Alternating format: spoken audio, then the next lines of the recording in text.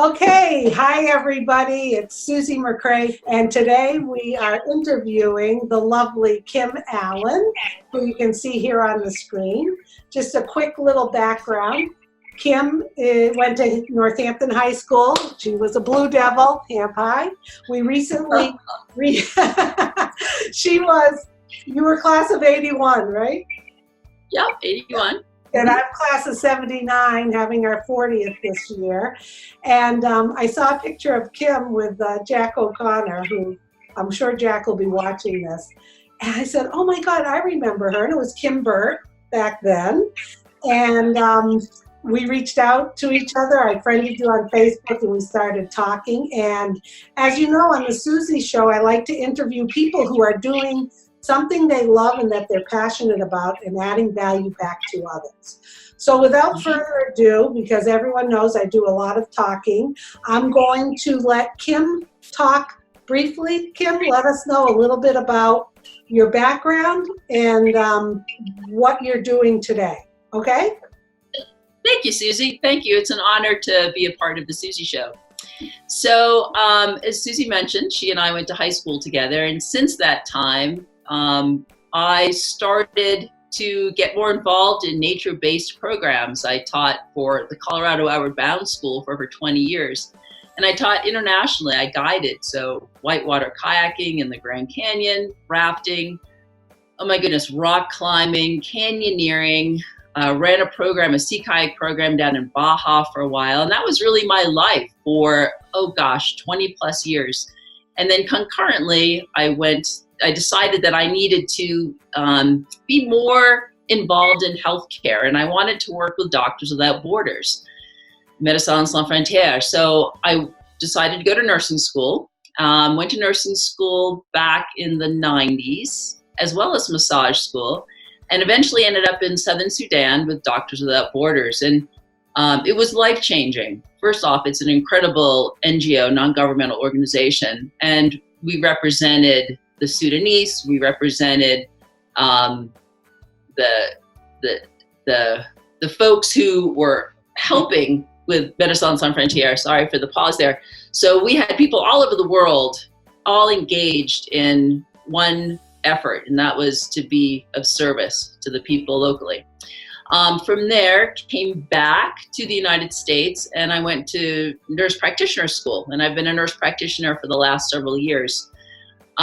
My nursing and nurse practitioner focus has been primarily emergency medicine. So I've worked in an ER. I was also a flight nurse on a helicopter for many years.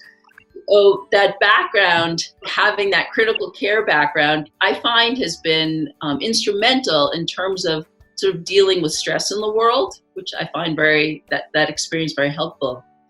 However, as you know, and you talked about it, Susie, about what healthcare represents right now, it's in a really sad state of affairs, and that's putting it mildly. 70% of all-cause mortality within the United States, 70% are due to lifestyle diseases. So we'll just use the term metabolic syndrome. Metabolic syndrome represents diabetes type 2, so hyperglycemia, and in your case also could be considered a hypoglycemia, high waist to hip ratios, obesity, which is a BMI greater than 30, high blood pressure. Now the standards for blood pressure right now is anything over 120/80 is now considered on the high side, where that used to be normal. Right. Chronic kidney disease or chronic kidney failure, obesity, non-alcoholic fatty liver disease. I mean, the list goes on. I'll give you just another example in terms of lifestyle diseases. The number one reason for liver transplants used to be related to cirrhosis because of drinking. Now the number one reason for liver transplants are because of non-alcoholic fatty liver disease related to obesity, related to hyperglycemia, diabetes, etc. So you can really get a sense of this snowball. So what really is so impactful for me is that we as practitioners, medical practitioners, we don't have a cure. We do not, like you said earlier when we were speaking, medical practitioners, the healthcare, we love to throw medicine at people. You've got some indigestion, take omeprazole. Yeah. Take some kind of antacid. You have a headache, take this pill. You know the routine. I find it to be dishonest, immoral, no integrity. It's really bothersome to me, and it's an injustice. So with that, I started to become more involved in functional medicine, and I'm working on two things: my functional medicine certification with the Institute for Functional Medicine.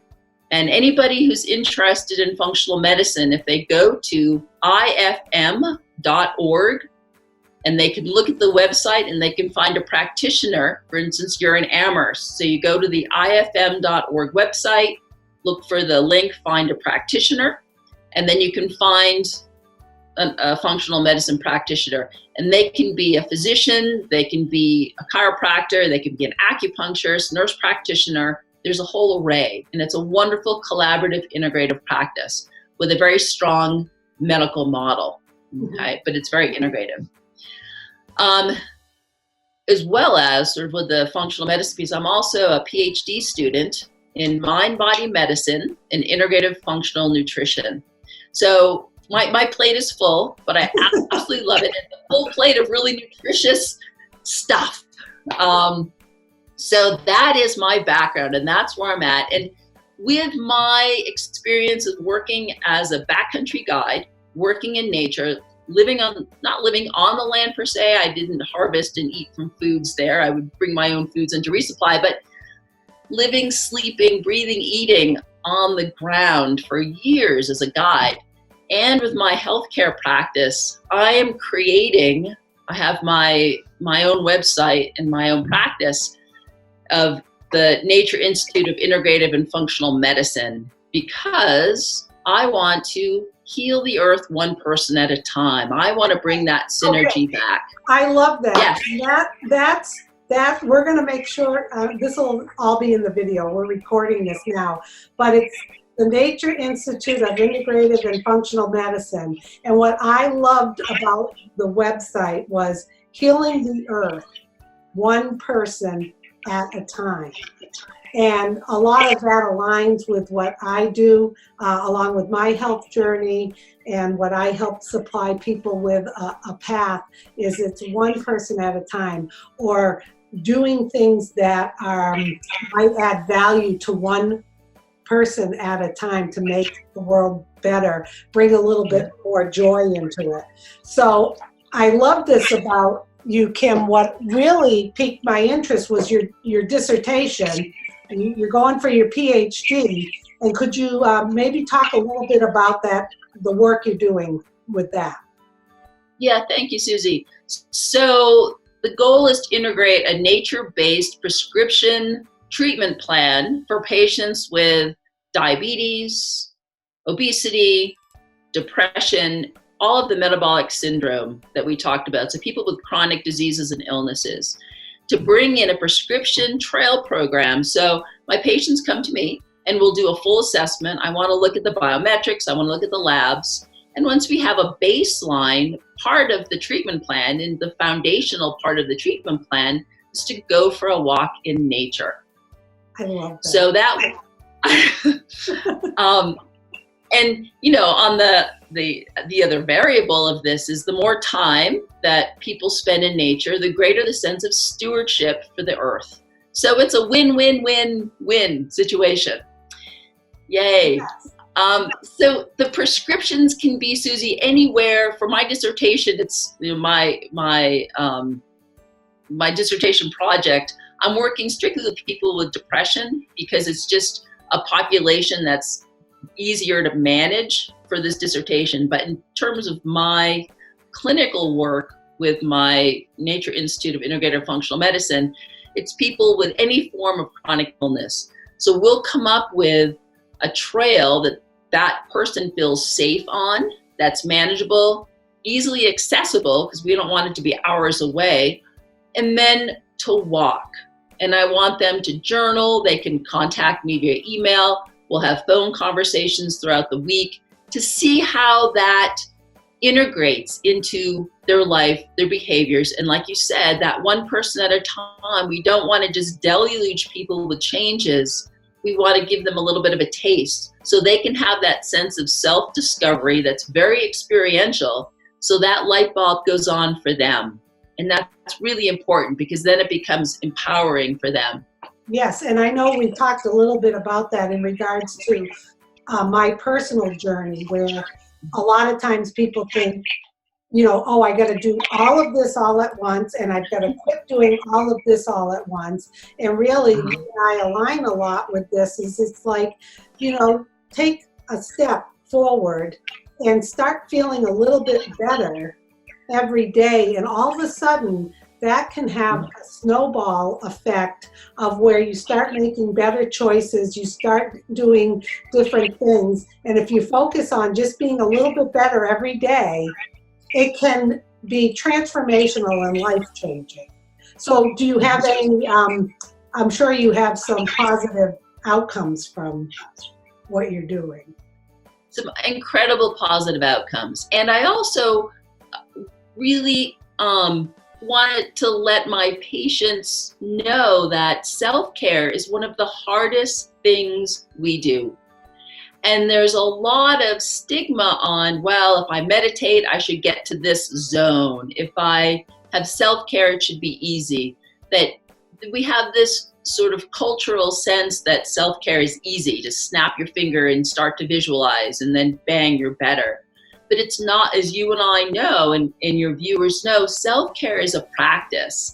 And sometimes self-care is seamless and easy, and other times it's a roadblock. But that's okay, because that's part of the practice. And just to be able to embrace that, take a deep breath, okay? And if you have to take a few steps back, and that deep breath is all you can manage, good for you. Keep going. Yeah, and we talked about this, you know, prior to starting the interview, about why is there so much depression, pressure, you know, and you talked about the crazy hours people work, stress people put themselves under, and it's so true.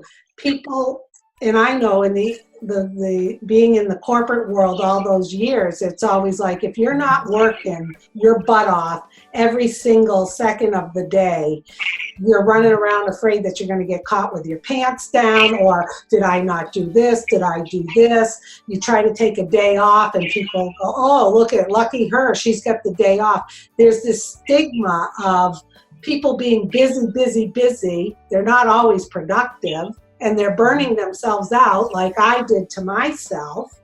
And maybe you can talk a little bit about that, your thoughts about how overworked and stressed out people are and how that affects their health. Yeah, thank you. So inflammation. Inflammation is the buzzword these days in healthcare, whether it's traditional healthcare, allopathic, naturopathic. Inflammation occurs from anything you can think of. Inflammation can exaggerate that symptom. So stress is a huge precursor of inflammation. Poor diet, nutrition, lack of sleep, lack of exercise, and then it all becomes accumulative. Now, let me explain a little bit about inflammation. So a really good example of inflammation is if somebody sprains an ankle, that ankle becomes inflamed. That's an acute inflammation. And then eventually the body self-repairs, comes back to a homeostasis, and then inflammation of the ankle is resolved. That's acute inflammation. That's very appropriate. Then we have things that are considered chronic inflammation. Chronic inflammation, again, is another precursor to all these other diseases that will erupt. Using diet and nutrition in chronic inflammation is an example. So everybody's microbiome is different, with the exception of all of us share 1/3 of the same microbiome. So you and me, 1/3 of our microbiome is exactly the same with all your viewers. We're like sisters. That means we're like microbiome sisters. There you go. the other 2/3 of our microbiome is dependent on our lifestyle, our stress, our habits, etc. Okay, so there's a lot of variability in that. And because our microbiome is so unique, what I can eat or what you can eat and your viewers can eat, and it could be the healthiest thing in the world, doesn't necessarily mean that our microbiome is going to like it. And when our microbiome doesn't like it, then it creates this inflammatory process in our intestines and our large intestine. Sorry, I hear dogs in the background. My apologies. That's okay. We love dogs on the Susie show. I mean, Choo Choo Charlie, you know. Anyway, that's fine. Don't worry about it. Your husband, oh, look at the poodle. Oh, okay. I have a soft spot for little white dogs. That's fine. Don't worry. This is the Susie show.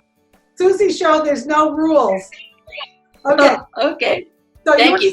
Saying, yeah. So the inflammation, so when we eat foods that don't agree with our constitution, with our genetic makeup, with whatever it is that our body needs at that time, the inflammation occurs within our large intestine.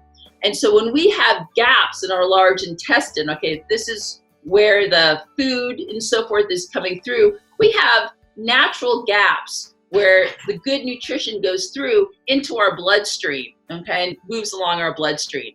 When those gaps become too big, actual particles go through the gaps into the bloodstream, and our body sees it as a pathogen and creates an immune response. So when we chronically have nutrients, foods, etc., that don't agree, that are creating this inflammation, we're going to have a chronic inflammatory response. And then that just spirals and gets worse and worse and worse. Does that make sense? Yeah, and in my other business, we talk a lot about leaky gut syndrome, our microbiome. Yes. So all of this makes absolute sense. I like how you said it, though.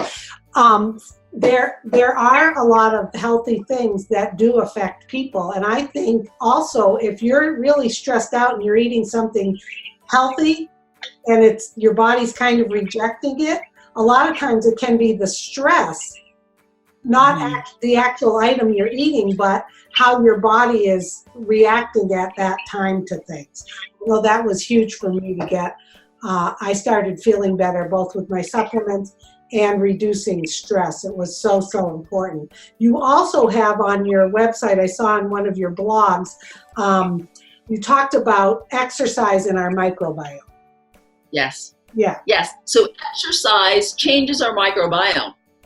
So our microbiome, we have ratios in our bacteria. Okay, so it's not just one bacteria is bad and one is good. There are ratios between the good and the bad to maintain, that, again, that homeostasis, that balance. So when we have exercise, moderate exercise, you know, the latest findings, I think 30 minutes per day is what the CDC recommends, but moderate exercise every single day, we're increasing the healthy microbiome and we're decreasing the pathogenic microbiome. Now, we can also over-exercise. Over-exercise will increase the inflammatory response. So this is a really good example of listen to your gut. What our grandmas used to say, listen to your gut. Now, okay, yeah, so does hula hooping counts, right? Yeah, hula hooping totally. Totally. Yeah. Totally. I love how you say moderate exercise. Now, I know you're highly, you exercise a lot. I know you. Not a lot. Not a lot. I think it's all sort of in context and, you know, to what other people do. But I do not over-exercise at all. Okay. At all. But you're pretty fit. You're very fit. Well, remember, I was a backcountry guide for over 20 years. Yeah. So my foundation is to be outside and to be active. And I love that. And you and I talked about that. And I think on the Susie show, what I'm trying to bring to the audience too is I was an athlete in high school and college, but I've never really enjoyed going out for a run or going to the gym and doing all this stuff. So what I look at doing is finding things that I enjoy, that Yes. I know I'm going to sustain, and I'm not overwhelming myself to say, oh my God, I got to go do this, I got to go do that. So a lot of the hula hooping I do, I absolutely love it. I sing, and some I record and some I post, a lot I don't, and I just have fun. I love just walking the dog and going for a hike. I love just throwing on snowshoes and going through the woods, like you said, connecting that way. Sometimes I just dance in the living room to music without the hula hoop, or walk up a few hills in the neighborhood just to get my heart going. But being outside in nature, yes, I'm indoors a lot because it's winter, but I try to get out as much as I can too, because I agree with you totally. There's nothing better than that. I know I interrupted you a little, but you do have some good results with people who are on your program, on your dissertation, that the work you're doing, getting them out on the trails. Do you have any feedback you could share about what some of your patients are seeing? So what I hear from the patients is that they have this increased sense of energy. And when people start having more energy, there's more ability to go a little bit further into that realm of health exploration. Okay, when we have that greater sense of energy, well, maybe I will change my nutritional plan a little bit. I'm not as interested in eating foods that don't agree with me. But boy, I'm more drawn intuitively, instinctually, to eat something that feels a little more nutritious, which then increases my health even more and my energy even more. So it's a wonderful sort of snowball effect.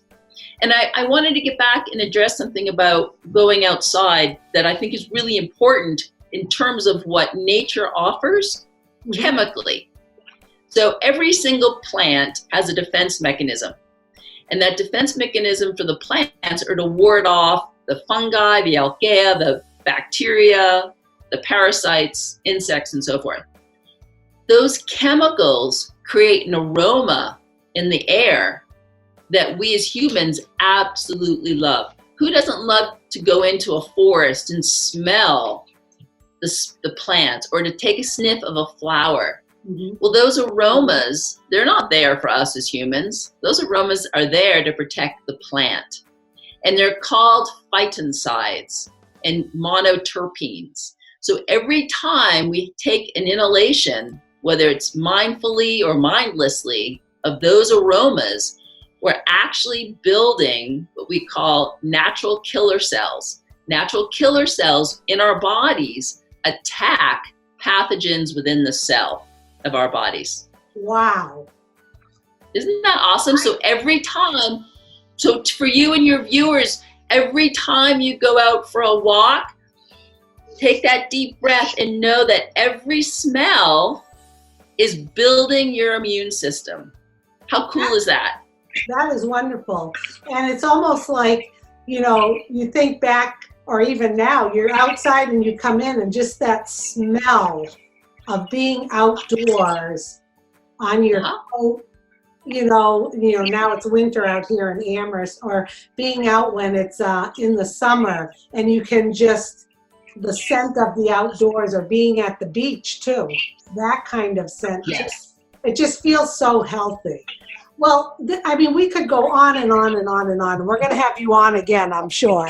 But so what we'll do is we'll make sure everyone has the information, all of the stuff we talked about. And Kim has also agreed, we want people to share this video on their personal timeline, because if you can help heal the earth one person at a time by sharing this and giving somebody some hope and an option in their life to maybe reach out and learn more about this, that would be great. That's what we're here for, to add value back to our audience, a different perspective of things.